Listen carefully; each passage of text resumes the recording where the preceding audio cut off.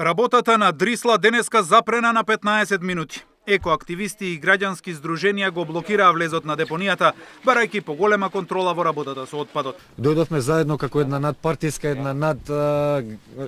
исклучиво една како граѓанска иницијатива во име на движењето за чист воздух, да го дадеме својот глас, да побараме промени, да побараме промени во најитен можен рок, што се однесува третманот на отпадот, менаџирањето на отпадот, правилниците кои го регулираат сета оваа проблематика и да дојдеме до еден притисок да се случи веднаш раскинување со договорот со италијанскиот партнер, затоа што е евидентно дека сите овие години немаат вложено ни еден денар. Дали се запазуваат законите, стандардите и европските регулативи, дали се увезува отпад од други земји и дали се декларира како таков, се само дел од прашањата кои се поставуваат до надлежните.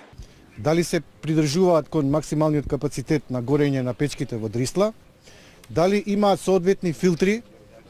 Одредени извори покажуваат дека печките се дупло оптоварени, повеќе од колку што треба, што превземаат државните органи, посебно инспекторите, да се регулира и санкционираат тие кои горат несоодветен отпад без соодветна заштита.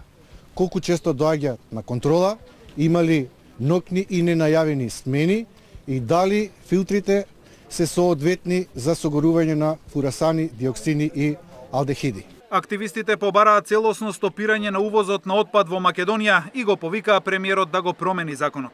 Од екоздруженијата велат дека Македонија нема капацитет да се справи со сопствениот отпад, а уште повеќе со оној опасен отпад кој се увезува.